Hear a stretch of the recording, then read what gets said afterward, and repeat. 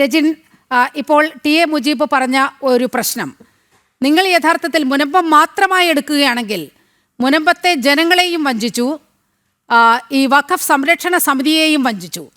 രണ്ടുപേരെയും ഒരുമിച്ച് ചേർത്ത് നിർത്തി എങ്ങനെയും അധികാരം പിടിച്ചടക്കാനുള്ളൊരു തന്ത്രം മാത്രമായിരുന്നു ഈ വിഷയത്തിൽ നിങ്ങളുടെ നിലപാട്, നിയമസഭയിലെടുത്ത നിലപാട്, പിന്നീട് പുറത്തെടുത്ത നിലപാട് എന്നത് വളരെ കൃത്യമായി ഇപ്പോൾ ബോധ്യപ്പെടുകയാണ് ഇരു കക്ഷികൾക്കും. നോക്കൂ നീലിമ, ഇതുമായി ബന്ധപ്പെട്ട് നമുക്കറിയാമല്ലോ, ഈ ബഹുമാനപ്പെട്ട ഹൈക്കോടതിയിൽ ഈ പറയുന്ന BJP നേതാവിന് പുറമെ 3 ഹർജികൾ, എനിക്ക് തോന്നുന്നു അതിലെ ഒരു ഹർജിക്കാരനാണെന്ന് തോന്നുന്നു ഈ ചർച്ചയിൽ നമ്മുടെ കൂടെ സഹപാനലിസ്റ്റ് ആയിട്ടുള്ളത് എന്തോ. അപ്പോൾ അങ്ങനെ 3 ഹർജികളാണ് സർക്കാരുമായി ഈ പറയുന്ന ബഹുമാനപ്പെട്ട ഹൈക്കോടതിയുടെ മുന്നിലേക്ക് വരുന്നത്. അതുമായി ബന്ധപ്പെട്ട് അദ്ദേഹത്തിന്റെ ഞാൻ 3 BJP നേതാവിന്റെ കൂടെ 4 ഹർജികളാണ് വരുന്നത്. അപ്പോ അതുമായി ബന്ധപ്പെട്ട് സർക്കാർ എടുക്കുന്ന നിലപാടെന്ന് പറയുന്നത് LDF സർക്കാരിന്റെ കാലത്ത് ഈ വഖഫ് ബോർഡുമായി പുനഃസംഘടിപ്പിച്ചതുമായി ബന്ധപ്പെട്ടിട്ടുള്ള തർക്കങ്ങൾ, അത് ഇപ്പോഴും കോടതിയുടെ പരിഗണനയിലുള്ള സാധനം. അതുമായി ബന്ധപ്പെട്ടുള്ള തർക്കങ്ങളാണ് ഈ പ്രശ്നങ്ങൾക്കെല്ലാം കാരണമായി വന്നിട്ടുള്ളത്.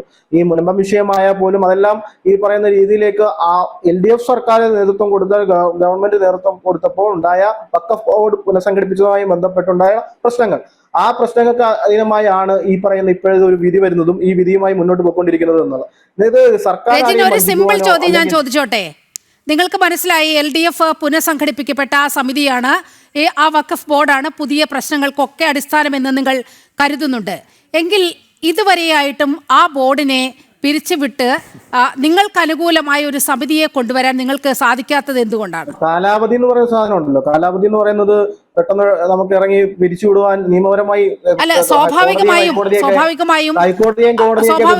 ഇപ്പോഴുള്ളത് ആ പുനഃസംഘടനയിൽ തന്നെ വളരെ കൃത്യമായ പ്രശ്നങ്ങളുണ്ടെന്ന് നിങ്ങൾക്കറിയാം. ഒരു MLA ആയിട്ട് ഇരിക്കേണ്ട ആൾ ex-MLA ആയിട്ട് ആ സമിതിയിൽ തുടരുന്ന ഒരു അവസ്ഥയുണ്ട്. അപ്പോൾ രാഷ്ട്രീയ ഇച്ഛാശക്തി ഉണ്ടെങ്കിൽ വളരെ കൃത്യമായി നിങ്ങൾക്ക് ഈ പുതിയ ബോർഡിനെ കൊണ്ടുവരാൻ കഴിയുമായിരുന്നല്ലോ. കോടതിയെയും ഹൈക്കോടതിയെയും ഒക്കെ ബഹുമാനിക്കുന്ന ഒരു ഗവൺമെന്റ് എന്ന രീതിയിൽ അങ്ങനെ പെട്ടെന്ന് ഒരു സംവിധാനത്തെ പിരിച്ചുവിട്ട് അവിടെ വൺമാൻ ഷോ നടത്താനോ ഹിറ്റ് പരിവേഷം നടത്താനോ ഒന്നും ഒരു സർക്കാർ തയ്യാറാവത്തില്ല എന്നുള്ളതാണ് അതിന്റെ പ്രധാനപ്പെട്ട ആദ്യത്തെ ഒരു പരിവേഷം എന്നുള്ളത്. മറിച്ച് ഇതുമായി ബന്ധപ്പെട്ടുള്ള കാര്യങ്ങളിൽ നിലപാടറിയും. ഇതാരെയും വഞ്ചിക്കാനോ ചതിക്കുവാനോ ഒന്നുള്ളതല്ല.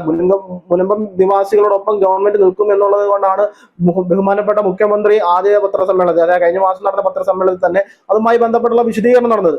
ഇതുമായി ബന്ധപ്പെട്ട് ഈ വഖഫുമായി ബന്ധപ്പെട്ട് മുസ്ലിം കമ്മ്യൂണിറ്റികളെ ഒന്നും വഞ്ചിക്കുവാനോ അതുമായി ബന്ധപ്പെട്ട് പിന്നെ അവരെ ചതിക്കുവാനോ ഒന്നും തയ്യാറായ ഗവൺമെന്റോ അല്ലെങ്കിൽ അതുമായി ബന്ധപ്പെട്ട പാർട്ടിയൊന്നുമല്ല. അതിന്റെ നിയമവശങ്ങൾ പരിശോധിച്ച് അതുമായി ബന്ധപ്പെട്ടുള്ള കാര്യങ്ങൾ പരിശോധിച്ച് മുന്നോട്ട് പോകുക തന്നെ ചെയ്യും. അതിനകത്ത് ചതിയും വഞ്ചനയും അങ്ങനെയൊന്നുമില്ല.